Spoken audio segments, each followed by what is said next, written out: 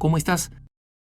Hace algunos días te comenté la intervención del ministro Bono, el exministro socialista español José Bono, en este episodio penoso producido en las afueras de la arquidiócesis de Madrid, en España, en el barrio de Vallecas, en un pueblo muy industrial, con mucho paro, con mucha falta de trabajo, con muchos inmigrantes, conocido como Entrevías, ¿no? Una urbanización allí. Y el párroco y los dos sacerdotes que trabajaban ahí se habían convertido en la Iglesia Roja, ¿no? Así la llamaban.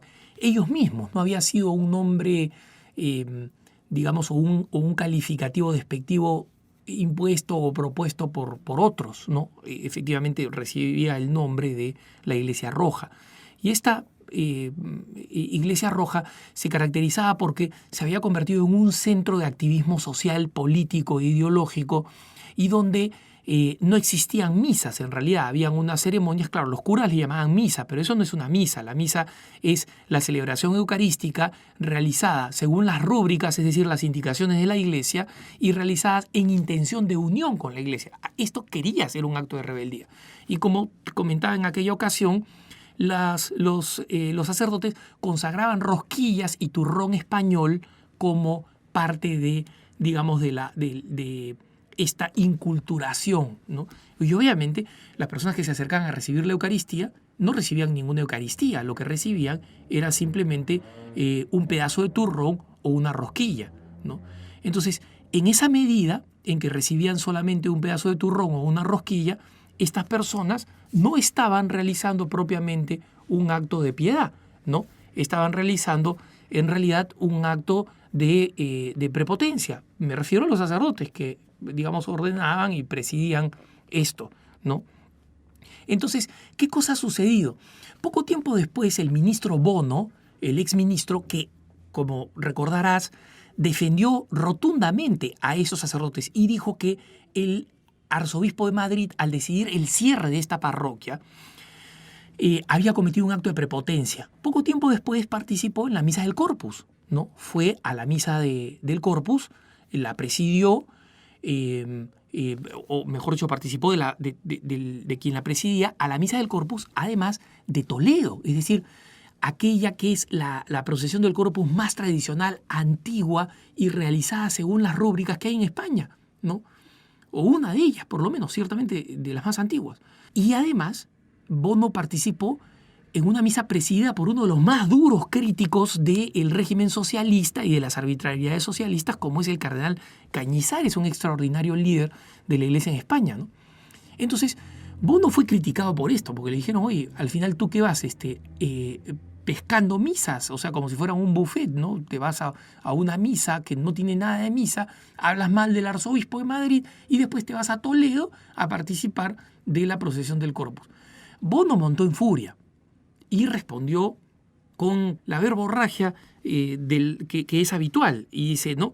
Él dijo que a él primero le parecía que las misas en el barrio de Entrevías y la parroquia en el barrio de Entrevías, o la ex parroquia en realidad, porque ya no existe, es una parroquia cristiana y ejemplar, con independencia de que luego se ponga el alba o la casulla el sacerdote o no se la ponga, que de hecho no se la ponga, ¿no?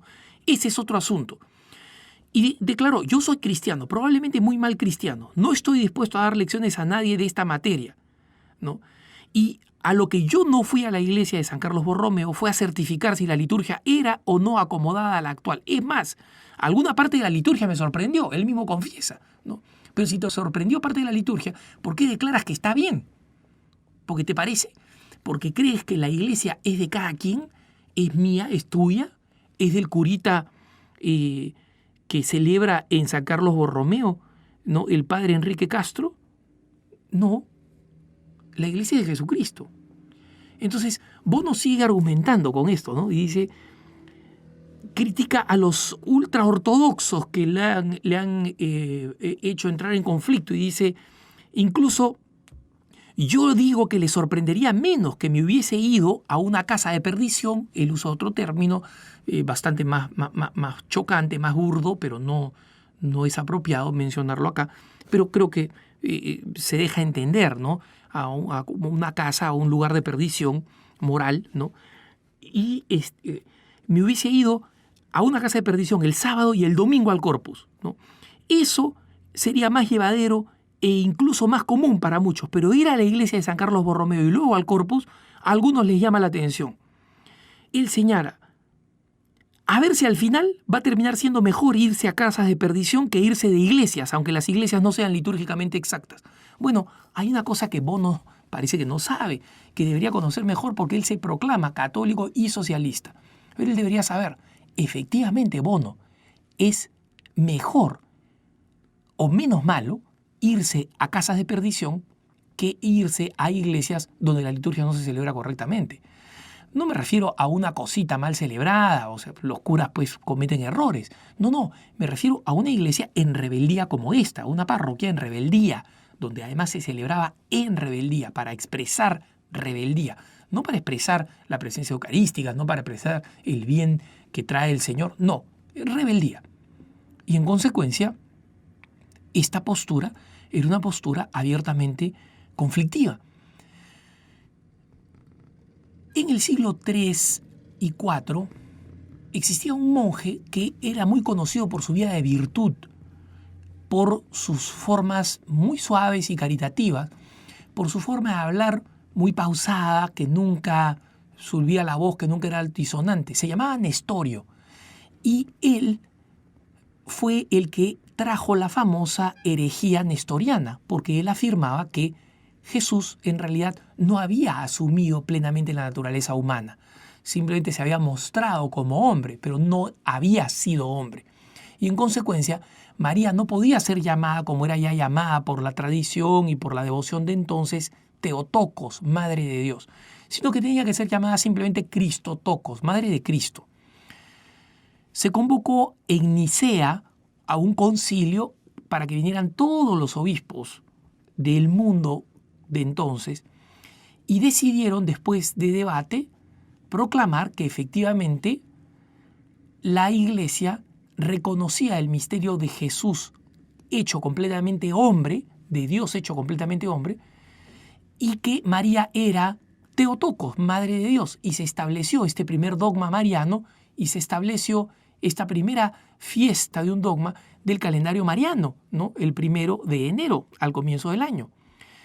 A Nestorio se le pidió que se retractara y que reconociera que la doctrina de la Iglesia era distinta a la que él enseñaba y en consecuencia él dejaba de enseñarla y renunciaba a su propia doctrina para difundir y adherirse a la doctrina de la Iglesia, como habían hecho muchas personas que habían cometido errores en sus enseñanzas teológicas y que una vez que habían sido corregidos, se habían corregido. Pero Nestorio no quiso eso. Nestorio, con su vida moral virtuosa, con su forma de actuar de muy suaves maneras, con su forma de hablar muy diplomática, permaneció empecinado y condujo a una multitud de cristianos a la perdición y a la herejía nestoriana, que hoy en día probablemente seguiría siendo numerosísima, si no fuera porque 4 siglos después, con la llegada de los musulmanes, con el surgimiento de los musulmanes, la mayoría de esas poblaciones fueron exterminadas por los musulmanes. Pero el hecho real es que la Iglesia no excomulga a una persona que comete pecados habituales, que comete pecados gravísimos, ¿no? Y sí excomulga a un tipo como Nestorio. ¿Por qué? No es porque el pecado mortal no sea malo, por supuesto que es malo, es aberrante, por eso se llama mortal, porque nos pone en situación de muerte espiritual, una situación que debería horrorizarnos y de la que el católico tiene que alejarse corriendo, porque es mortal para él, ¿no?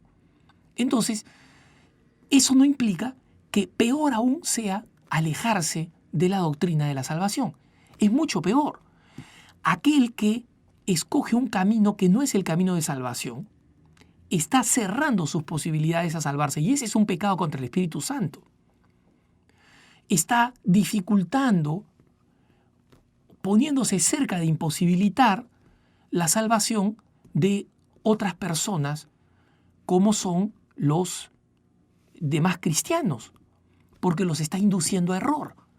Si alguien lee las declaraciones de Bono y cree que da lo mismo ir a una parroquia decente y normal en Madrid que ir a esta ex parroquia roja a la región de Vallecas en España, en Madrid, está siendo inducido a error.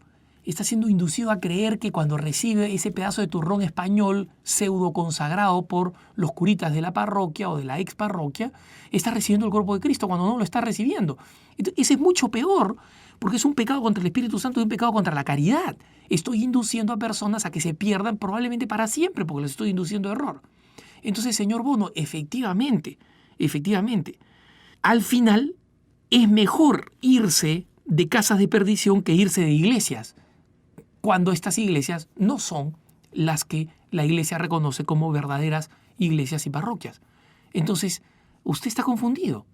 Efectivamente, es peor irse y avalar una pseudo iglesia que se ha puesto en situación de rebeldía y que está alejando a sus fieles, a sus feligreses de Dios y de la iglesia, que cometer un pecado que al final, siendo grave, siendo que los cristianos tienen que evitarlo, tratar de evitarlo a toda costa, en última instancia no cuestiona cuál es el camino de salvación, porque el pecador puede siempre arrepentirse, recurrir al sacramento y reconciliarse con Dios.